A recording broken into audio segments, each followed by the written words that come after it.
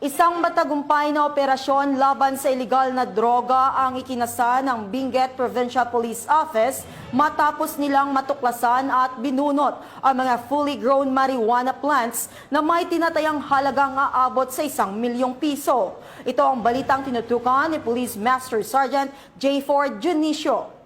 Nadiskubre ang 1 milyong halaga ng marijuana plants sa isinagawang marijuana eradication ng kapulisan ng Benguet sa barangay Takadang, Kibungan, Benguet nito lamang Oktubre 28 taong kasalukuyan. Ang matagumpay na operasyon ay dahil sa pinagsanib na pwersa ng mga operatiba sa pangunguna ng Kibungan Municipal Police Station katuwang ang Philippine Drug Enforcement Agency CAR. Nagresulta ang operasyon sa pagkadiskubre ng isang marijuana plantation na may lawak na humigit kumulang 1,000 metro kwadrado na may tanim na 5,000 fully grown marijuana plants na nagkakahalaga ng 1 milyong piso. Bagamat walang nahuling cultivator, lahat ng nadiskubring marijuana plants ay dinokumento, binunot at sinunog sa mismong lugar at ang sapat na sample ay dinala sa Regional Forensic Unit CAR para sa qualitative test. Ang matagumpay na operasyon ay dahil sa pakikipagtulungan ng mga mamamayan bilang pagsuporta sa programa ng ating pamahalaan na whole of the nation approach para maging illegal drug-free ang ating bansa.